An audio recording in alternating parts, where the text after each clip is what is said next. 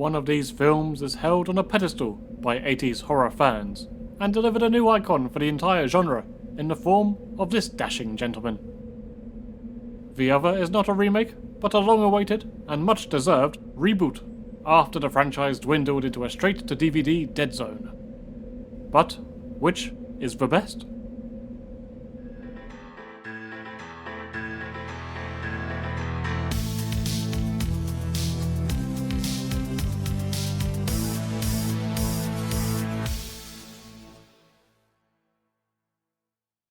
I don't have a body in the attic that I can raise from the dead. Clive Barker quickly became the horror genre's hot new author in the mid-80s, touted as a potential successor to Stephen King. But unlike King's early on-screen adaptations, Carrie, Salem's Lot, The Shining, Clive Barker's work was significantly less fortunate.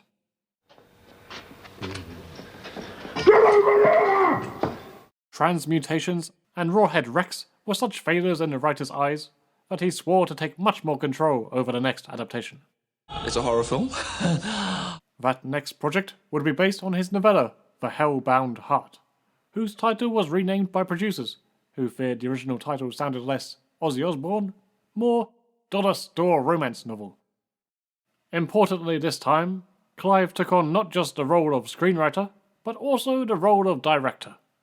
His inexperience behind the camera creeps through at times, but, surrounded by talented cast and crew, and with a great story in his hands, Hellraiser was destined to become a modern classic. It opens with a shady deal going down.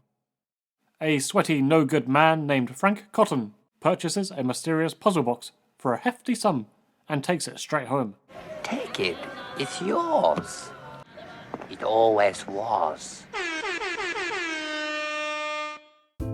The box was clearly so expensive, he couldn't afford to pay the electricity bill, so Frank lights a bunch of candles and proceeds to settle down for a nice relaxing evening of puzzles and chill.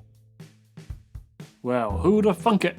The box is even more haunted than this Darth Maul Rubik's Cube. Revenge. Completing the puzzle invites that sexy, smoky blue lighting effect that only 80s horror and sci-fi films seem to be able to capture. Worse still, it also invites a team of interdimensional BDSM demons, who rather rudely redecorate Frank's attic into the set from Alice Cooper's Poison video. The only difference is, they've replaced the hot models with some spinning deli meat pillars from hell. But a puzzle was promised, so the spooky visitors make good on the deal by turning Frank's face into a jigsaw. Fun for all the family. You can't say it wasn't worth it. There are few things more satisfying in cinematic history than seeing that box shift and slide into position. I wouldn't stand a chance with it, mind you. I couldn't even open my beautiful Hellraiser trilogy steelbook without tearing its cardboard soul apart. The demon formerly known as Lead Cenobite closes the box, and the attic thankfully returns to its normal British attic appearance. Soon after, Frank's brother Larry and his second wife Julia visit the house with the intention of moving in. If this seems a bit of a step down in excitement from the opening madness, fear not, there's enough drama in this family to bring Pinhead to tears. No, please. Larry and Julia's relationship is awkward and strained. The wife is perpetually disappointed and dissatisfied. The only thing chillier than the cold shoulder she gives Larry is their bedroom. Ooh. There are also clear money problems, hence why they're moving into this shit heap.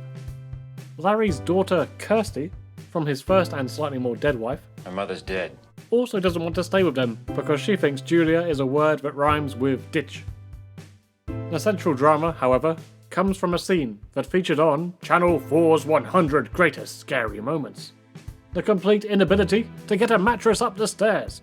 Gah! Pivot! It's hard enough without Julia's refusal to help, beyond offering judgmental glares to Larry and adulterous stare-downs to the movers. Wow. Ah, here we go. Wait for it. Nailed it! Meanwhile, Julia is recording the time she got nailed. By Frank, no less. In her defense, she tried to resist him for about 5 seconds, but then she could not reject the sweaty sinning.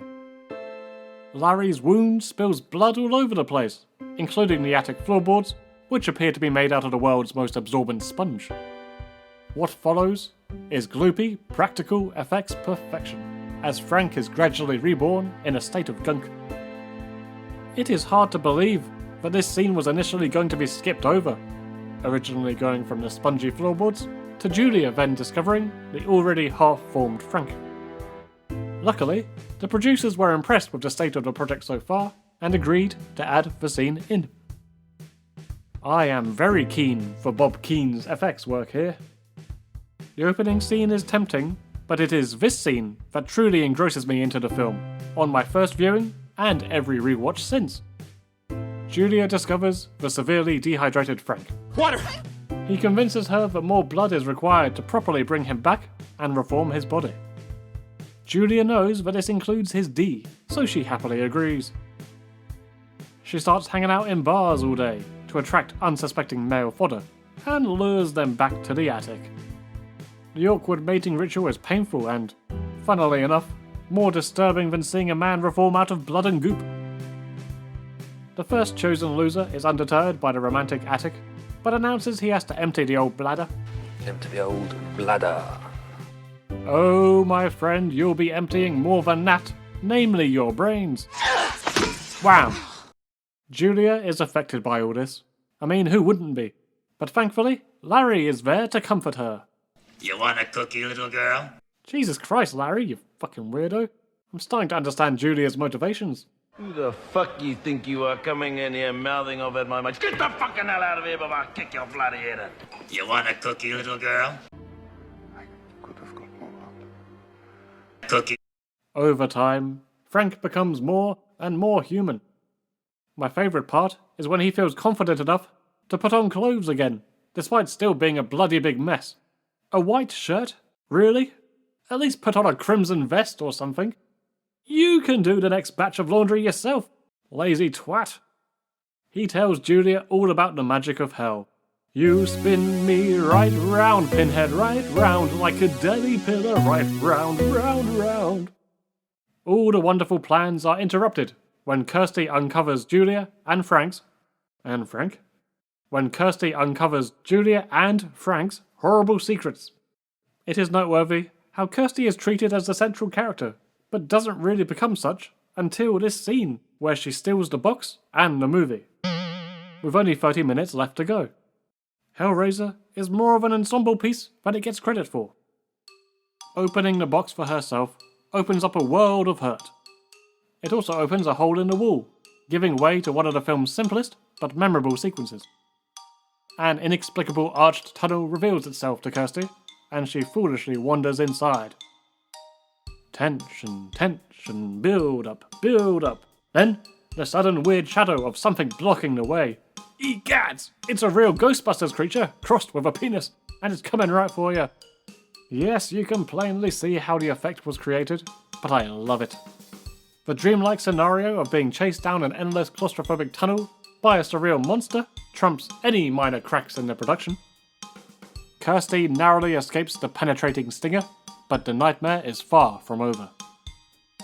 The TV is on the fritz. Blood bags are filling up and bursting out. Kirsty herself is pulling some mad stink face. And then she is joined by some ghastly, unwanted guests, including that one girl you know who went to art school, nail gun safety mascot, Melissa McCarthy, and who could forget Chattering Bob. Chatter, chatter, chatter, chatter. These guys aren't very nice. They steal Kirsty's shoe and threaten to damage it. We'll tear your soul apart. Calm down, maybe it's a misunderstanding. Maybe they're just a group of haunted tour guides. We have such sights to show you. Kirsty has the ruddy fantastic idea to bargain with the bondage brigade. She informs them that Frank has escaped, but she can deliver him on a bloody platter. Platter, platter, platter, platter. In a battle of wits, Kirsty confronts Uncle Frank, who was hiding under his brother's face. Completely normal behaviour. Uncle Fucker betrays the dick-dazed Julia, but is ultimately tricked into the Cenobites' hands by Kirsty. After a bloody chain of events, Frank says the immortal words.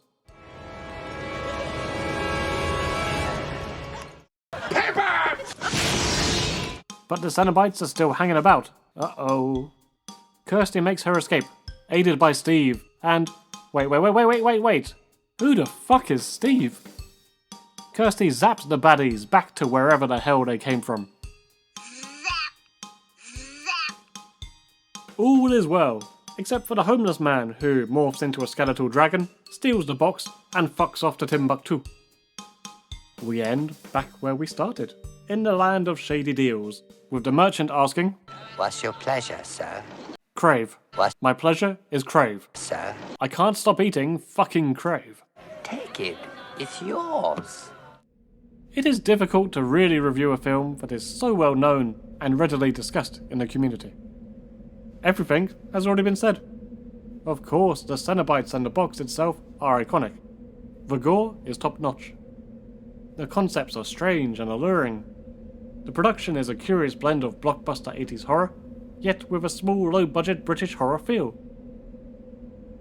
I never really liked the hobo subplot, on the surface, but honestly, I don't mind that it adds another surreal layer to this cake. The really interesting thing to note is that the film features these hideous, unfathomable torture demons, but the real villains are a scummy bad boy and a frigid frump who will fuck you up for a freaky fuck. The reputation of the film has been hampered by the slog of sequels that refused to cease. The sequels went to hell, to space, but mainly they went to the bargain bucket at your local Asda. Forget them. The original film remains a twisted curiosity. With the Hellraiser name so badly tarnished over the years, even in comparison to the other big horror franchises, I've always said it is a series that could genuinely benefit from a reset or a reboot. Well, speak of the devil and tickle his puzzle box, and he shall appear. Shortly before the 2022 film released, director David Bruckner went out of his way to let people know that this was not a remake, as that would be a fool's errand. They had created a reboot, more of a reimagining of the original story and the themes within. Therefore, we have a wildly different plot. A shame, that means we missed out on a 21st century Frank Cotton, played by Chris Pratt, tortured by a new Pinhead, portrayed by none other than Chris Pratt, whose voice is overdubbed by Chris Pratt. The new plot operates on a much grander scale. Shady deals still go down, but the box is purchased on behalf of a millionaire and victim of a random name generator, Roland Voigt. Roland likes to host orgies and live in a state of constant extravagance, indicated by his vast estate that's modelled after a certain puzzle box. He is a collector of the occult. Regular orgies lose their appeal after a couple of years, don't you know? He traps unsuspecting peeps inside his deaf home and lets them get pierced by the box, as means to some sinister end. I prefer the simplicity of Frank Cotton's pathetic one-man show of decadence and deprivation. But I do understand modern filmmakers' desire to make all horror villains some form of rich tycoon. So, let's roll with it. We are then introduced to our protagonist, Riley. Appropriately for a Hellraiser flick, the introduction occurs in the heat of hanky-panky. Also appropriately for a Hellraiser flick, the sex and the relationship with boyfriend Trevor is awkward. Not Julia and Larry levels of cold cringe, but still, it's awkward enough. Riley is one troubled cat. Recovering from serious addictions, she has spent many months sober, stewing in regret, anger, unfulfilled needs, unemployment, all the good stuff. She has many issues, but her brother has tried hard to keep her under control. Trevor is a bad influence though, and easily invites her along to a life of crime. He concocts a plan to steal a shipment that was left behind in one of Roland Voigt's warehouses, where he claims he used to work. I will give you 3 guesses as to what is inside the shipment. That's right, what a surprise! It's Chris Pratt! No, it is the stabby box. A tense but believable and well-acted argument between brother and sister leads to her getting kicked out of the house. This gives her more free time, so she plays with the box, but importantly, does not get pricked. The shiny, revamped Cenobites are aware of her now, leading to some pretty effective creeps. The brother is lured out to find her, but madness takes hold as he forgets about his sister, and instead aggressively rants about his favourite type of bread. Right, Right! He takes the stab that was meant for his sister and is transported to the realm of pain. The remainder of the plot borrows a generic structure of Riley and friends banding together to uncover the mysteries of the Cenobites, Roland Voight, and where the bloody hell her brother went. David Bruckner has slowly been building a loyal fan base within the horror community, after previous films, The Ritual and The Night House, were showered with praise. I can't fault him here. Making a Hellraiser film in 2022 that is not only passable, but actually quite good, is already an achievement. This is a more polished film than the original, on a technical level, and in terms of how all the pieces fall into place, story-wise. You can tell he was having a giddy old time crafting the horror scenes, which is where the creative flourishes mainly appear. Check it out. Dynamic camera work during torture scenes, and a decision to move inside a character as they receive their regularly scheduled pleasure-pain treatment. If you were a fan of reality-bending tricks in the original, you'll have a great time here. The Cenobites' environmental manipulation is lifted to the nth degree. No wall, roof, or floor is safe from their tampering. Most importantly, Bruckner actually manages to make the Cenobites scary again, with certain shots at least. I have never particularly found Pinhead and the gang to be visually scary. It was always the concept of them and their world that was unnerving. Yet, when the camera smartly keeps them at a distance, the power of their presence comes through. It also helps that Butterball was reassigned to a desk job this time around. It won't help his weight problems, but it means the Cenobites out in the field aren't so comical. We are graced with some new additions, but who cares? They brought back Chattering Bob. Chatter, chatter, chatter. Our boy even gets the opportunity to munch. Good for him. Everybody's attention is on Pinhead, who is now referred to as the priest once again. Barker will be delighted. He always found the name Pinhead to be undignified. He's not wrong, but the name's bloody stuck in there now, isn't it? Some backlash inevitably occurred when they announced that this incarnation of the priest would be female, played by transgender actress Jamie Clayton. If you're really getting up in arms about this, then you're Clive Barking up the wrong tree. It was my understanding that the priest was originally described as an androgynous being, so mutilated beyond recognition that it matters not what gender they are, or were, or what the fuck. Fuck it, what are you even complaining about? In the spirit of Hellraiser's horniness, give us some more gender-bending nightmare fuel. Stupid sexy Pennywise. Stupid sexy Freddy. Stupid sexy Blob. And fuck it again. Let's go the other way too. Stupid sexy Pat Voorhees. Stupid sexy May. Stupid sexy Angela Baker. Oh, right, yeah. I'm joking, of course, except when it comes to Blobette. Call me. This character always had an air of sexuality, but it's not all about that. Jamie delivers a good performance in a role so strongly connected to Doug Bradley. That's not easy bondage gear to fill. I'm not convinced by the visual appearance though. I can't quite put my finger on it. Do you remember that fucking albino orc from The Hobbit? Mr. Azog? That's not a comparison I happily apply. Overall, Hellraiser 2022 gives us a standard story told well, with enough cool Cenobite action to keep it all flowing nicely. It is a deeper, more involved plot than the original, with a lot more sympathy for heroes and villains alike. Yet I can't help but feel it runs overlong and is lacking a sense of fun that I associate with the series. Many would appreciate or even prefer the darker tone, but personally, I think it takes itself too seriously. One thing's for sure, I love how the 21st century puzzle box has been refitted with a dubstep speaker. Drop the bass, priestess. Okay, gather round. I have such verdicts to show you. Best final girl. Ashley Lawrence does well in her debut performance, but at the end of the day, Riley is a more complex character who drives the narrative from start to end. Best overall cast. Claire Higgins and Andrew Robinson alone give the original the win in this category, but everyone makes a lasting impression, apart from Steve. Who the fuck is Steve? I enjoy Frank's shift between too cool for school and too dehydrated to be looked at. Don't look at me. Doug Bradley is the better Pinhead. It might be unfair to decide that so soon after the reboot's release, but the man is simply iconic. Basically, every line of dialogue out of his mouth is a classic, and delivered with a wonderful boom. Frank. I also like the behind the scenes nugget that Doug and Clive Barker were actually friends from school back in Liverpool. Best overall kills. For sheer quantity and brutality, the 2022 film deserves the win. Best kill. The greatest singular kill has to be Frank's final demise in the original film. What's that? You disagree? Jesus wept.